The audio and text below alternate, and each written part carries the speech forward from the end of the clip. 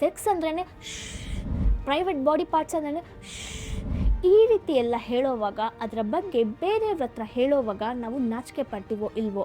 ತನ್ನ ಪಾರ್ಟ್ನರ್ಸ್ನ ಜೊತೆನೇ ಇದ್ರ ಬಗ್ಗೆ ಮಾತಾಡೋಕ್ಕೆ ತುಂಬ ನಾಚಿಕೆ ಪಡೋದ್ರಿಂದ, ನಮ್ಮ ಬಾಡಿ ಪಾರ್ಟ್ಸ್ ನಮಗೆ ಇಷ್ಟ ಆಗದೆ ಇರೋದ್ರಿಂದ, ಆ ಪಾರ್ಟ್ನ ಬಗ್ಗೆ ಥಿಂಕ್ ಮಾಡೋವಾಗ ಒಂಥರ ಫೀಲ್ ಆಗೋದ್ರಿಂದ, ನಮ್ಮ ಪಾರ್ಟ್ನರ್ ಜೊತೆನೂ ಅದರ ಬಗ್ಗೆ ಮಾತಾಡ್ತಿಲ್ಲ ಅಂದರೆ ಹೇಗೆ ಈ ಪ್ರೋಸೆಸ್ನ ನಾವು ಎಂಜಾಯ್ ಮಾಡೋಕ್ಕಾಗುತ್ತೆ, ಹೇಗೆ ನಾವು ಕಂಫರ್ಟಬಲ್ ಆಗಿ ಇರೋಕ್ಕಾಗುತ್ತೆ. ಹೀಗೆ ಕಂಫರ್ಟಬಲ್ ಆಗಿನೂ ಇಲ್ಲದೆ ಎಂಜಾಯ್ನೂ ಮಾಡೋಕ್ಕಾಗದೆ ಇರೋ ಒಂದು ವಿಷಯನ ನಮ್ಮ ಲೈಫಲ್ಲಿ, ನಮ್ಮ ಮ್ಯಾರೇಜಲ್ಲಿ ತುಂಬ ಇಂಪಾರ್ಟೆಂಟ್ ಅಂತ ಹೇಳಿದರೆ ಹೇಗೆ ಆ ಮ್ಯಾರೇಜ್ ಸಕ್ಸಸ್ಫುಲ್ ಆಗಿರುತ್ತೆ.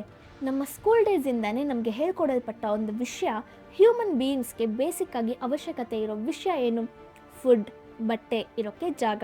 ಆದರೆ ಆಥರ್ ಲತಾ ಏನು ಹೇಳ್ತಿದ್ದಾರೆ ಅಂದರೆ, ಇರೋಕ್ಕೆ ಜಾಗ, ಬಟ್ಟೆ ಇದೆಲ್ಲ ಬರೋಕ್ಕಿಂತ ಮುಂಚೆಯಿಂದಲೂ ಆದಿಮಾನವನ ಕಾಲದಿಂದಲೂ ಇಂಪಾರ್ಟೆಂಟ್ ಆಗಿ ಅನಿಸಿರೋ ವಿಷಯ ಏನಂದರೆ ಸೆಕ್ಸೇ.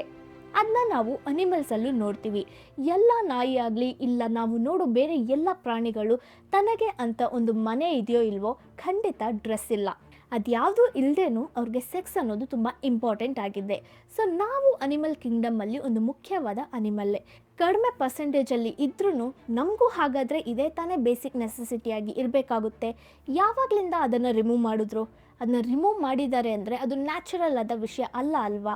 ಈ ಪ್ಲೇ ಬಾಯ್ ಅಂತ ಹೇಳಿರೋರೆಲ್ಲ ತುಂಬ ಹುಡುಗಿನ ಪಟಾಯಿಸ್ತಾರೆ ಗೊತ್ತಾ, ಅದೆಲ್ಲ ಎಷ್ಟು ಗ್ರೇಟ್ ಅಲ್ವಾ ಅಂತ ಹೇಳಿರೋದನ್ನ ನಾವು ಕೇಳಿರ್ತೀವಿ. ಇಲ್ಲ, ಜನರಲ್ ಆಗಿಯೇ ಒಬ್ಬ ಹುಡುಗನಾಗಿ ಹುಟ್ಟಿದ್ರೆ ಅವರ ಮಸ್ಕ್ಯುಲಿನಿಟಿನ ಅಂದರೆ ಗಂಡಸ್ಥಾನನ ಎಲ್ಲಿ ಲಿಂಕ್ ಮಾಡ್ತೀವಿ ಅಂದರೆ, ಅವ್ರಿಗೆ ಪ್ರಾಪರಾಗಿ ಸೆಕ್ಸ್ ಇಂಟರ್ಕೋರ್ಸ್ ಮಾಡೋಕ್ಕಾಗುತ್ತಾ, ಅದನ್ನ ಕರೆಕ್ಟಾಗಿ ಪರ್ಫಾರ್ಮ್ ಮಾಡೋಕ್ಕೆ ಆಗಿಲ್ಲ ಅಂದರೂ ಅಷ್ಟು ಕಿಂಡಲ್ ಮಾಡ್ತೀವಿ. ಆದರೆ ನಾನು ಇವಾಗ ಹೇಳೋ ರಿಸರ್ಚ್ನ ಪ್ರಕಾರ ಮತ್ತು ಮೆನ್ ಅಂದರೆ ಏನು, ಗೆತ್ತಾ ಇದು ಅನ್ನೋದನ್ನ ನೀವೇ ಥಿಂಕ್ ಮಾಡಿ ನೋಡ್ಬೋದು.